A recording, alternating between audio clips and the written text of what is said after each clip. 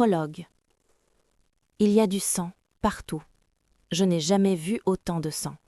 Il imbibe le tapis crème, s'infiltre dans le parquet autour, mouchette les pieds en chaîne de la table basse. Des gouttes ovales parfaites ont même atteint le cuir pâle de l'assise du canapé. Et de larges ruisseaux dégoulinent le long du mur en albâtre.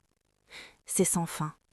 Si je cherche bien, est-ce que je vais aussi trouver des taches de sang sur la voiture au garage, sur les brins d'herbe de la pelouse, dans le supermarché à l'autre bout de la ville?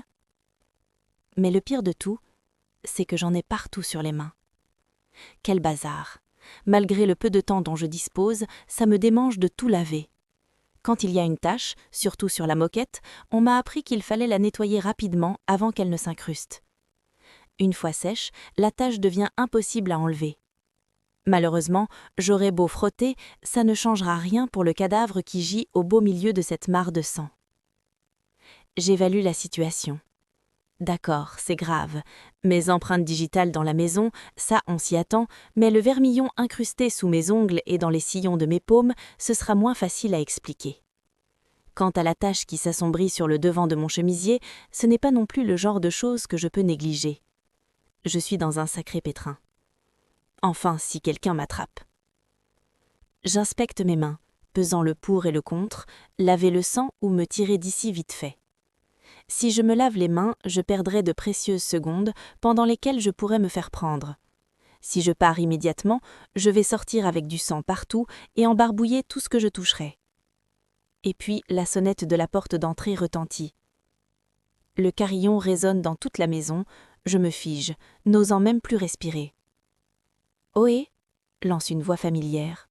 « S'il te plaît, pars, s'il te plaît. » La maison est silencieuse.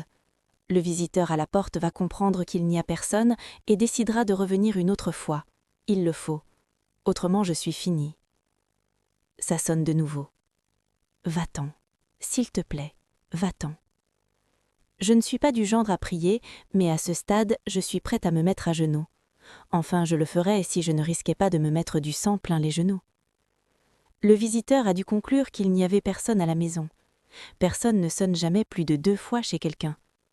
Pourtant, juste au moment où je commence à penser avoir échappé au danger, la poignée de la porte remue. Puis, elle commence à tourner. Oh non, la porte n'est pas fermée à clé. Dans 5 secondes environ, la personne qui frappe sera à l'intérieur. Elle entrera dans le salon. Puis, elle verra ça. Je n'ai plus le choix. Je dois m'enfuir illico. Je n'ai pas le temps de me laver les mains, pas le temps de m'inquiéter des traces de pas sanglantes que je pourrais laisser derrière moi. Je dois me tailler d'ici. J'espère seulement que personne ne remontera jusqu'à moi.